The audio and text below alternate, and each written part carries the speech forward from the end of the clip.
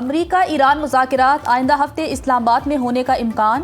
امریکی اخبار وال اسٹریٹ جرنل کے مطابق دونوں ممالک 14 نکاتی مفاہمتی یادداشت تیار کرنے پر کام کر رہے ہیں۔ مجوزہ معاہدہ 1 ماہ پر مشتمل مذاکراتی عمل کے بنیادی نکات طے کرے گا۔ مذاکرات میں ایرانی جوہری پروگرام آبنائے ہرمز میں کشیدگی کم کرنے اور افزودہ یورینیم ذخائر کو کسی دوسرے ملک منتقل کرنے جیسے اہم معاملات زیر غور آئیں گے۔ ایران پر امریکی پابندیوں میں ممکنہ نرمی کا معاملہ اختلافات کا سبب بن سکتا ہے۔ پیش رفت ہوئی تو 1 ماہ کو باہمی اتفاق سے مزید بڑھایا بھی جا سکتا ہے۔ ایران سے معاملات آگے نہ بڑھے تو دوبارہ پروجیکٹ فریڈم کی طرف جا سکتے ہیں۔ امریکی صدر ٹرمپ کہتے ہیں کہ یہ پروجیکٹ فریڈم پلس ہوگا، ساتھ کچھ دوسری چیزیں بھی شامل ہوں گی۔ ایران کی فوج ختم ہو گئی، دیکھتے ہیں وہ کیا کرتا ہے۔ سفارتی کوششیں کامیاب نہ ہو سکیں تو ایران سے متعلق پالیسی میں سخت موقف اختیار کرنے کے لیے تیار ہیں۔ امریکی وزیر خارجہ مارکو روبیو نے روم میں میڈیا سے گفتگو کرتے ہوئے کہا کہ امید ہے ایران کا جواب آج موصول ہو سکتا ہے۔ آپریشن ایپک فیوری ختم ہو چکا، گزشتہ رات کے حملے جوابی کارروائی تھی۔ ایرانی حکومت کے ترجمان اسماعیل بقائی کہتے ہیں کہ امریکی تجاویز پر غور جاری، حتمی نتیجے پر پہنچنے کے بعد اعلان کر دیں گے۔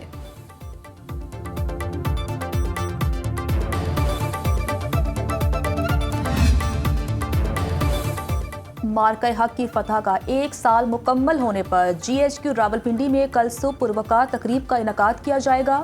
تقریب کے مہمان خصوصی chief of defence forces field marshal Syed Asim Munir ہوں گے۔ Air chief marshal Zaheer Ahmed Babar Sidhu اور نیول چیف ایڈمرل نوید اشرف بھی تقریب میں شریک ہوں گے۔ سروسز چیف یادگار شہداء پر پھولوں کی چادر چڑھائیں گے۔ تقریب میں تینوں مسلح افواج کے چاق و چوبند دستے سلامی پیش کریں گے۔ فیلڈ مارشل سید عاصم منیر تقریب سے خطاب بھی کریں گے۔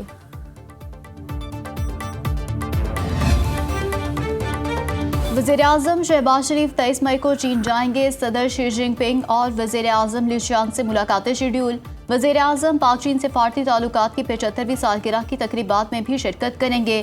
وزیر اعظم شہباز شریف کی جاتی عمرہ لاہور میں نواز شریف سے ملاقات، ملک کی مجموعی سیاسی اور معاشی صورتحال کا تفصیلی جائزہ، آزاد کشمیر اور گلگت بلتستان کے آئندہ انتخابات سے متعلق تبادلہ خیال، ایران امریکہ مذاکرات کے لیے قومی قیادت کی پس پردہ کوششوں پر مشاورت، نواز شریف کا عوامی مشکلات کم کرنے اور ریلیف دینے پر زور، پیٹرولیم مصنوعات کی قیمتوں میں اضافے کے باوجود غریب طبقے کو تحفظ دینے کی ہدایت۔ ملاقات میں نائب وزیر اعظم اسحاق ڈار اور وزیر اعلیٰ پنجاب مریم نواز کی بھی شرکت۔ اسحاق ڈار نے پیٹرولیم مصنوعات کی قیمتوں میں اضافے کی وجوہات سے آگاہ کیا۔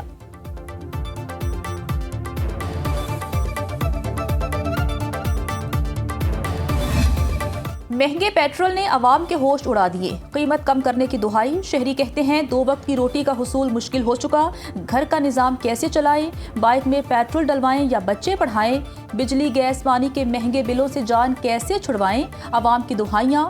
پیٹرولیم مصنوعات کی قیمتوں میں اضافہ واپس لینے کا مطالبہ۔ پیٹرولیم مصنوعات کی قیمتوں میں اضافہ لاہور ہائی کورٹ میں چیلنج، درخواست گزار نے موقف اختیار کیا۔ پاکستان میں پیٹرول اور ڈیزل خطے میں سب سے زیادہ مہنگا ہو چکا۔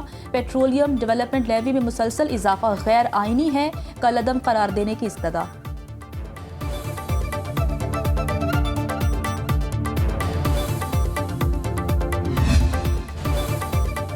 پیٹرول کی قیمت میں 14 روپے 92 پیسے لیٹر اضافہ، قیمت 414 روپے 78 پیسے لیٹر تک جا پہنچی۔ ہائی سپیڈ ڈیزل 15 روپے لیٹر مہنگا، نئی قیمت 414 روپے 58 پیسے لیٹر مقرر۔ حکومت نے پیٹرولیم مصنوعات کو کمائی کا بڑا ذریعہ بنا لیا۔ 1 لیٹر پیٹرول پر 198 روپے ٹیکس اور ڈیوٹیز عائد۔ پیٹرولیم لیوی 13 روپے 91 پیسے لیٹر بڑھا دی۔ 1 لیٹر پیٹرول پر لیوی 170 روپے 41 پیسے مقرر۔ ڈیزل پر لیوی 42 روپے 60 پیسے لیٹر ہو گئی۔ فرنس آئل پر بھی کاربن لیوی عائد۔ گڈز ٹرانسپورٹ اور منی مزدہ کے کرایوں میں 10% اضافہ، پبلک ٹرانسپورٹ کرائے بھی 5% بڑھ گئے۔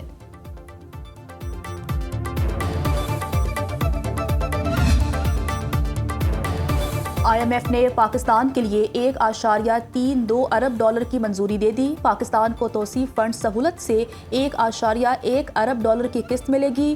ریزیلینس اینڈ سسٹینیبلٹی سہولت کے تحت 22 کروڑ ڈالر ملیں گے۔ اب تک قرض پروگرام کے تحت 4.8 ارب ڈالر مل چکے۔ اعلامیے کے مطابق پاکستان کی معیشت میں استحکام آ رہا ہے۔ مشرق وسطیٰ جنگ کے باوجود پاکستان نے معاشی اہداف حاصل کیے۔ پاکستان کو کاروباری وسعت کے لیے مسابقت کو فروغ دینا ہوگا۔ معاشی اصلاحات کے ذریعے پاکستان طویل مدت معاشی گروتھ حاصل کر سکتا ہے۔ پاکستان کی معاشی شرح نمو 3.6% رہنے کا امکان، مہنگائی کی شرح 7.2% رہنے کا تخمینہ، زر مبادلہ ذخائر 17.5 ارب ڈالر تک پہنچنے کی توقع۔ EFF پروگرام کے تحت پاکستان نے معاشی استحکام میں نمایاں پیش رفت کی۔ مشکل عالمی حالات اور مشرق وسطیٰ جنگ کے باوجود سرمایہ کاروں کا اعتماد بحال ہوا۔ پاکستان کو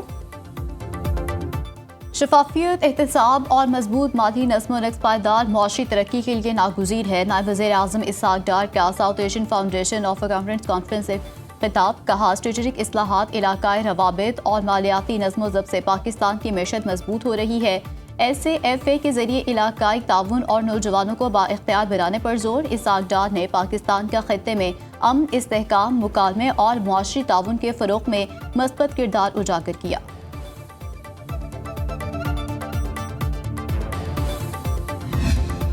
فیلوں سے یا ٹینکوں سے یا توپوں سے کام نہیں چلتے۔ انسان کے اندر حوصلہ ہونا چاہیے، دل جگرا ہونا چاہیے۔ تو سبق تو انہوں نے الحمدللہ 3 سے 4 گھنٹے میں ایسا دیا کہ مودی کی پچھلی 7 نسلیں بھی یاد رکھیں گی۔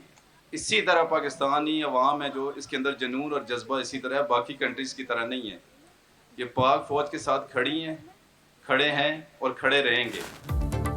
بنیان المرصوص کی شاندار کامیابی کو 1 سال مکمل، Force School Blue World City میں پرچم کشائی تقریب، افواج پاکستان کو شاندار خراج تحسین پیش۔ پارلیمانی سیکرٹری پنجاب چودھری نعیم اعجاز اور چیئرمین بلو ورلڈ سٹی سعد نذیر کی بطور مہمان خصوصی شرکت۔ پارلیمانی سیکرٹری چودھری نعیم اعجاز نے فورس اسکول فلیگ شپ میں پرچم کشائی کی، بچوں نے ملی نغموں اور ترانوں کے ذریعے سما باندھ دیا۔ چودھری نعیم اعجاز نے تقریب سے خطاب میں کہا، پاک فوج کے ساتھ پوری قوم کا دل دھڑکتا ہے، جنگیں دل اور جذبے سے لڑی جاتی ہیں، صرف رافیل طیاروں سے نہیں۔ وزیر اعظم اور فیلڈ مارشل کی کوششوں سے دنیا کے فیصلے اسلام آباد میں ہو رہے ہیں۔ چیئرمین بلو ورلڈ سٹی سعد نذیر نے خطاب میں کہا، مارکہ حق میں عسکری قیادت کو حق پر کھڑے ہونے کی وجہ سے پوری دنیا میں عزت ملی، کفر کے سامنے کھڑے ہوئے اور ڈٹے رہے تو کامیابی ملی۔ مسلمانوں سے خلافت چھینی گئی، جسے واپس لینے کے لیے امت کو متحد ہونا ہوگا۔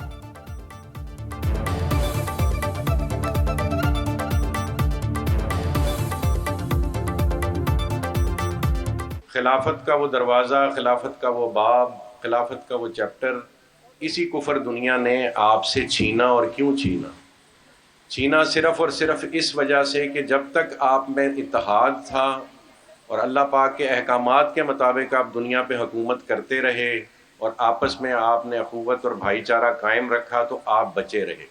جو اللہ پاک نے عزت عطا کی ہوئی تھی مسلمان قوم کو، اور مسلمان نے پوری دنیا پہ حکومت کی اللہ کے عطا کردہ نظام کے مطابق، اگر وہ دن ہم نے دیکھنا ہے تو اپنے آپس میں بھائی چارہ، اخوت اور خلافت کا وہ دور ہمیں واپس لے کے آنا پڑے گا۔ مارکہ حق، جرت، اتحاد اور فتح کی داستان۔ فضا میں گرجتے شاہین، سرحدوں پر فولادی عزم، اور ایک قوم جو سیسا پلائی دیوار بن گئی۔ جب غرور ٹوٹا، سازشیں بکھری اور پاکستان امن، وقار اور طاقت کی علامت بن کر ابھرا۔ شاہینوں نے دشمن کے جہاز ہی نہیں گرائے، غرور بھی خاک میں ملا دیا۔ 4 دن جو تاریخ کے اوراق پر ہمیشہ سنہری حروف پہ لکھے جائیں گے۔ 6 اور 7 مئی کی درمیانی شب سے 10 مئی تک کا احوال۔ پہلی بار مصنوعی ذہانت کی مدد سے جنگ کی مکمل منظرکشی، صرف سنو نیوز پر۔ مارکہ حق کا 1 سال مکمل ہونے پر پاکستان زندہ باد کی گونج۔ راولپنڈی، فیصل آباد، سیالکوٹ، وزیر آباد، شکرگڑھ، ظفرآباد، منڈی بہاؤالدین میں بنیان المرصوص ریلیاں۔ ننکانہ صاحب، راجن پور، منکرہ، ساہیوال، پاک پتن، رنالہ خرد، کبیر والا، چشتیاں، جام شورو، لنڈی کوتل اور کرک میں پاک فوج سے اظہار یکجہتی۔ شرکا کا جذبہ حب الوطنی اور جوش و خروش دیپنی۔ پاکستان زندہ باد، پاک فوج زندہ باد کے نعرے۔ کٹہری چوک، راولپنڈی کا نام مارکہ حق سکوائر رکھ دیا گیا۔